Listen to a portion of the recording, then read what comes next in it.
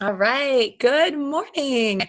We had to change this one to be a little earlier today. So thanks for hopping on, and I'm excited to talk to you about our next step. So, quick review if you haven't already, definitely take a moment to watch the other videos. They're on the Four Leaf Life Facebook group, and they'll also be on our YouTube channel. So if you like or follow or subscribe to our YouTube channel for Leaf Life and Leadership, then you'll be able to see them there as well. So we've already talked about number one, information, data, and feedback. Basically, are you keeping track of what's working and what's not working? Are you getting feedback about what's working and what's not working? And in other words, are you giving yourself a pat on the back for, yeah, I got this, I'm doing this? Are you actually holding yourself accountable when maybe you don't do the things you're supposed to be doing? Step two, resources and tools. Do you have quality resources and tools to help you on your journey? So are you getting quality information from a quality resource? So are you reading blogs that are written by people who have done this before, are successful in this? Do you have a coach? Do you have an app or another way of keeping track of things? So what resources do you have? Are they quality? And what tools are you using, and are they quality? Okay, so those are two more big things. That's step two, resources and tools. Then yesterday we talked about knowledge and skills. We reviewed that there are 4 steps. You can be unconsciously incompetent, which means you don't know what you don't know. Then we get to the point where we're consciously incompetent, which means we know we're not good at something, or we know we're not doing something, or we know we don't know something. Then it's up to us to utilize our resources and tools to make that change and get to level 3, which is conscious competence. We may have to think about it. It's not quite a habit yet. It's not something we've mastered, but we can do it. We can do it. It just takes a little bit of thought. So the example I gave is like meal prep or cooking, right? There are people out there that they just meal prep all the time, and they just do it, and they don't even have to think about it anymore. They just know what they're going to make for the week. I am not there. I am at a level 3 where I can do it. I just have to think about it. It's where most of us are at. Okay. It's where most of us are going to be at. Finally, level 4. So for knowledge and skills, our final level is getting to that point I mentioned before of just being able to do it and not have to think about it. Okay. Like brushing your teeth every day, right? You don't get up and think about it most of the time. You just get up and do it. You don't have to remember, okay, how do I hold my toothbrush? Where's my toothpaste? No, we remember how to do it, right? That's a very simple example, but example nonetheless. So information, data, and feedback. Step 1, resources and tools. Step 2, and knowledge and skills. Step 3. So now we're on to our 4th step, which is incentives and consequences.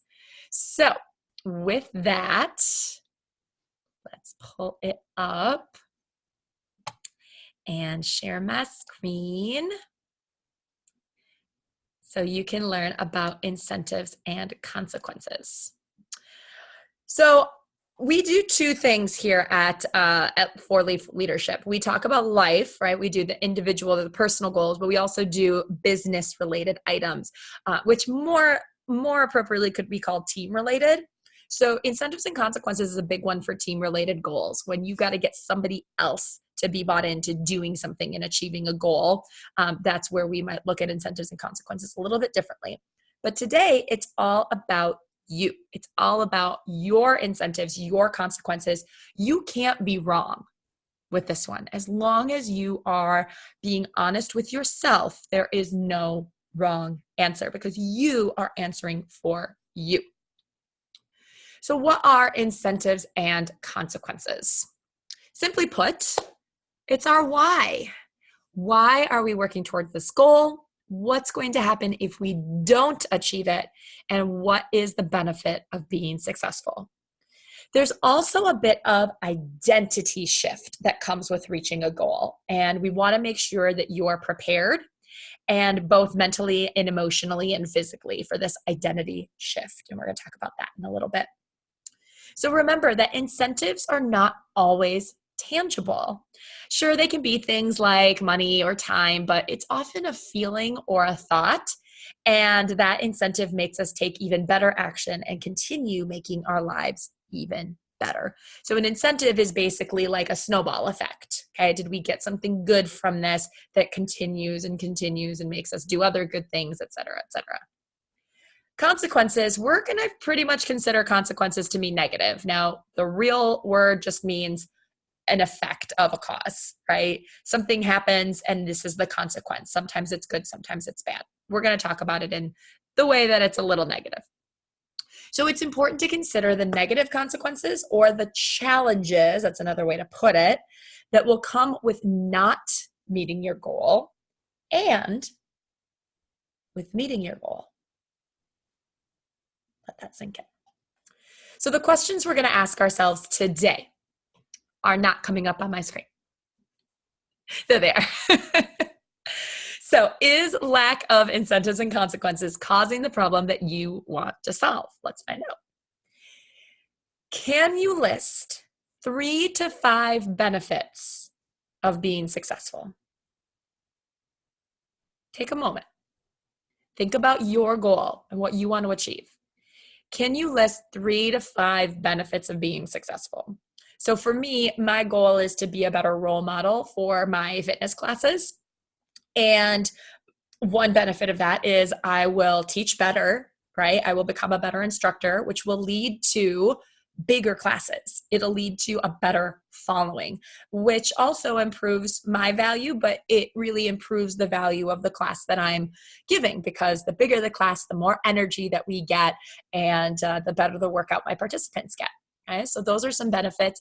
And a couple of those are third-party benefits, right? Those are benefits for other people. Now, you can obviously think of that. What are the benefits for people around you, right? Maybe your family's going to benefit. For example, if I'm in better shape, my dog is going to benefit because I won't get so tired playing with him, right? My husband and our family will benefit because I won't want to be sleeping all of the time. And he'll benefit because I'm going to be cooking more, cooking healthier, which means he will be eating better, okay? Which is a benefit for me, because if he's eating better, he's happier, he's got more energy, and we're just all around better quality of life for us. Okay? So a lot of benefits to really achieving this goal of being a better role model as a fitness instructor. And obviously benefits for me, I'm going to feel better. I'm going to have more energy. I am happy with the way I look.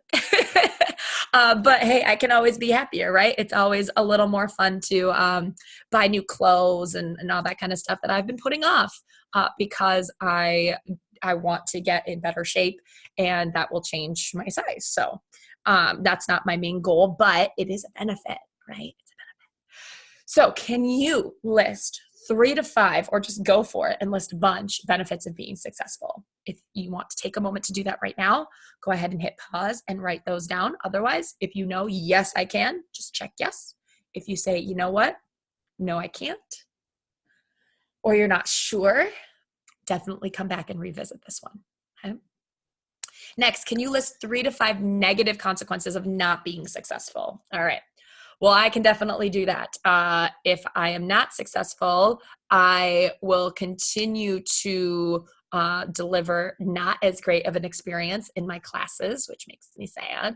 I will continue to drag, especially in the morning.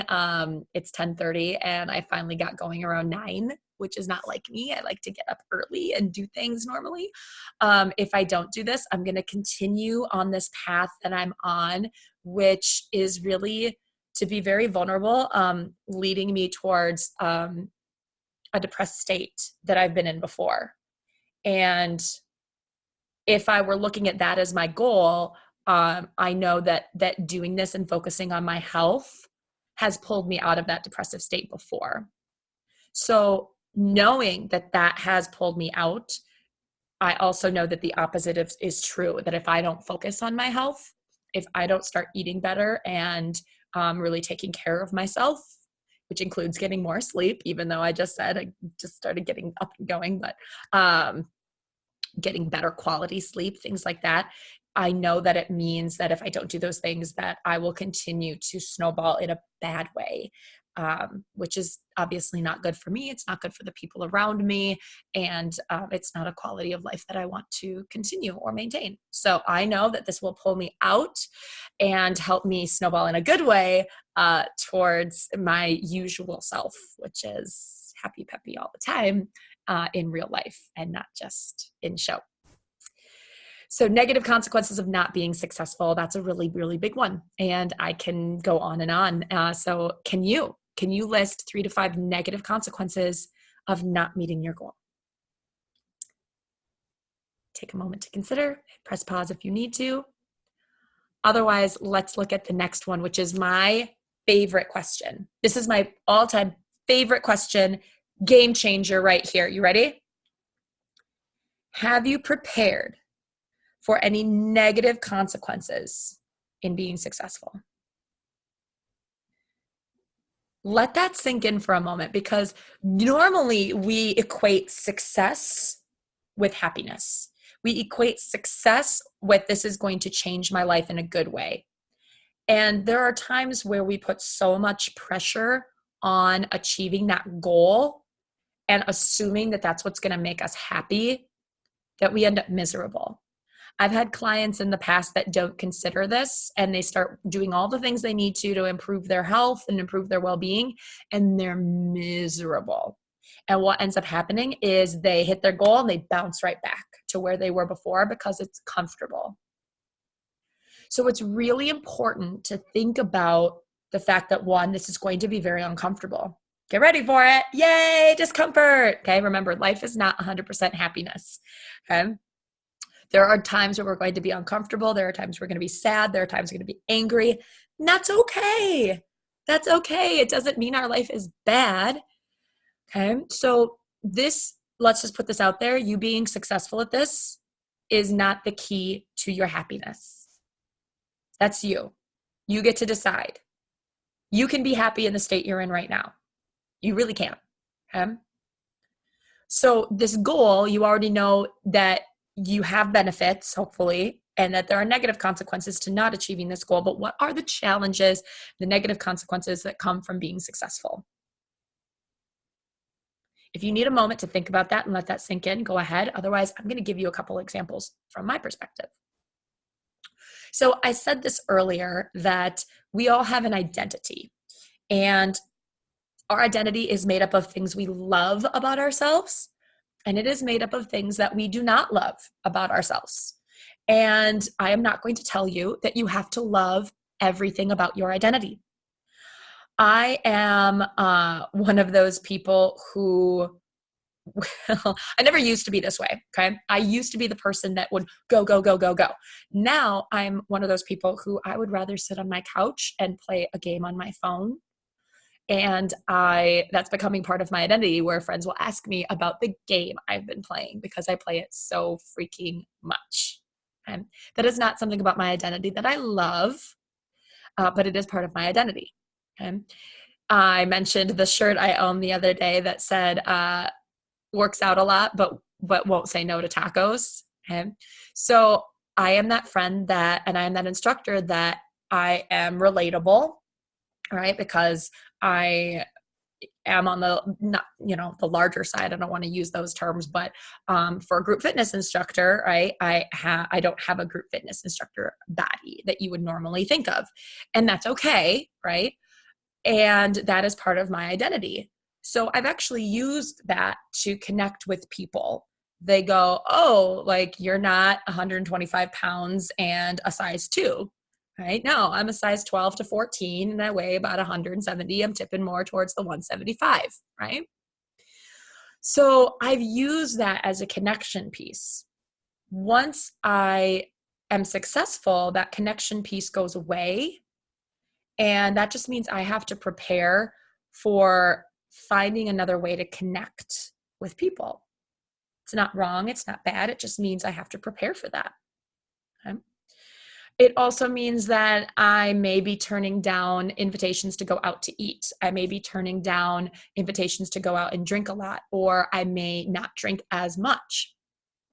And I had to laugh. I was out on Saturday night and I drank an entire bottle of champagne and a couple other things in a rather short period of time. And I had a friend pull me aside and go, "You can put it away, and I never have seen you drunk," which makes me laugh because I was definitely intoxicated. But apparently I can hold it together. So that's part of my identity. That's part of someone sees me in that light. So if I don't drink, there's a couple of things that happen. One, I get the question of, "Are you pregnant?" Which people, please don't ask women that ever, ever. Not because they look it, not because they're not drinking, just don't ask, okay? I hate that. So I get that feeling that people are going to wonder, "Oh, is she pregnant?" And number two, not that that's a bad thing, but it's just annoying. And number two, that they might wonder what's wrong. And I have to go, "Oh, I'm focusing on my health." The third thing that I think of when it comes to identity and the shift that's going to happen with me achieving this goal is that people look at me and they go, "Why would you be unhappy with your body?" And I'm not.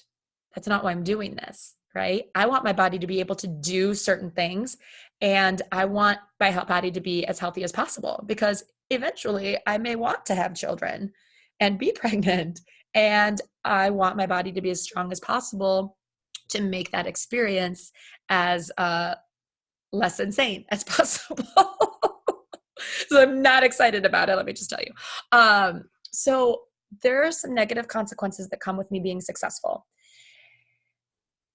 And I'm going to go ahead and guess that you can relate to some of them, right?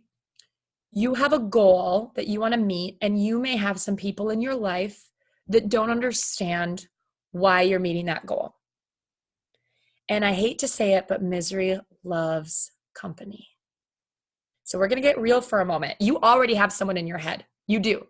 You're immediately thinking of someone who is going to make a comment about you achieving this goal, that's going to have some kind of negative remark about why would you want to do that, or what's going to happen is you're going to do that for a while and then you're going to lose interest, or they may not even say those things. You just have this feeling that they're thinking them, right? We all have those people. So guess what? Prepare for the negative consequence. Your circle is going to change.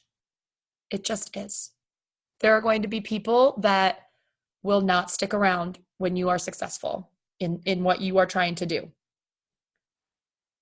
One of the things that I see on Facebook, and this may be an unpopular thing, but stick with me. I constantly see memes that are normalizing a feeling of not being okay. And on one hand, I love it because one, what is normal? But two, we all feel that way at one point in time or another. There are people who feel that way chronically. It doesn't mean that you can't make changes to get out of that. And for some, it's such a part of our identity to have anxiety or to have depression or to be diagnosed with any kind of anything dealing with mental health, right? It becomes a part of our identity. Just like if you had a physical, visible disease, right? If you have cancer, it becomes a part of your identity. It doesn't mean you don't try to beat cancer. It doesn't mean we go around saying it's okay to have cancer. We want the cancer to go away so you can live longer and be that person that you are, that we all love and want to be around. It's the same thing with mental illness. We want to help you out of that, okay? So there are going to be people that will perpetuate the idea that it's an okay place to be and that you should just stay there. And there's a comfort in being able to say, I have this, I have anxiety, I have depression, and not get uncomfortable because of those things. So again, I know that's not going to be a popular idea, And if you're listening to this and you're going, oh, no, no, no, no, no, I do not agree with you, that's totally fine. You don't have to. You don't have to, right? And we've all gone through our own battles. And again, connection piece, right? Even though you can't physically see it, we all have our own internal battles. So have you prepared for the negative consequence that you may lose some people who don't understand why you've decided to take up your sword and say, no, I am not letting this rule me, and I am going to change my thinking, and I'm going to have an identity shift, and I am going to find this success that makes me not feel this way all of the time. The symptoms will be there. The underlying cause may always be there, but you are strong enough to manage this. You are. And whatever this goal is that you are looking towards, just know that we may have to change our circle in order to continue to work towards it. There may be some boundaries that we need to set. Okay. And we'll talk about boundaries later in our process. Okay. So take a moment, let that sink in. Next question. Do you care about and believe in the incentives and consequences that you've listed? So now go back to the benefits and the negative consequences for both meeting and not meeting your goal. Is it bullshit? Or do you really believe it? Think about it. I've had many clients that'll tell me, I want to be healthier because I will be happier, I will be thinner, I will love my body more, I will get into my clothes better, I'll have more energy. And I go, do you really believe that? Yeah. Okay. Does that all really matter to you? Maybe. Can you imagine yourself in 5 years still doing the things that you are setting forth to do right now? Can you picture it? Still meal prepping, still exercising the way that you're exercising now with this goal. Can you imagine it? Or can you imagine yourself in the body that you're in now, but loving yourself instead?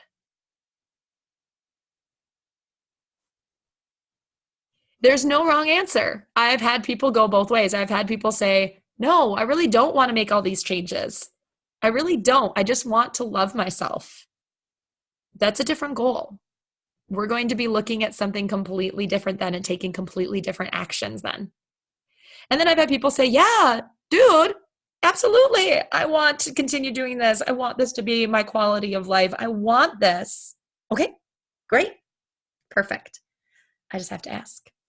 Do you care about and believe in the incentives and consequences that you've listed? And it's okay to say not sure. Totally fine. No wrong answers.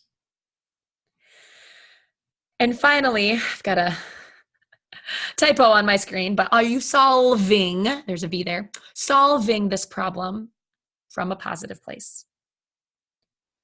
So again, are you expecting this to solve all of your other underlying problems? Is the rest of life okay? And if not, are you getting the help that you need to make it okay? I am not a licensed therapist. I'm not a counselor or a psychiatrist. I understand the way the brain works, but there are tools and resources in which I lack. So if you need someone that has those tools, are you getting that help? So this is a very, very big part of it. And when we talk about this on the professional side, my question is the work environment positive? So my question to you is your life environment positive? Again, let's look at your circle. Are those people in your life supportive? Are they a positive influence in your life? Or are there toxic people that are close to you. We all have toxic people in our lives, but some are closer than others.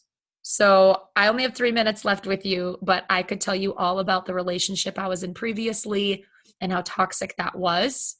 And the difference now that I am not with someone toxic, that I am with someone who is crazy supportive and amazing.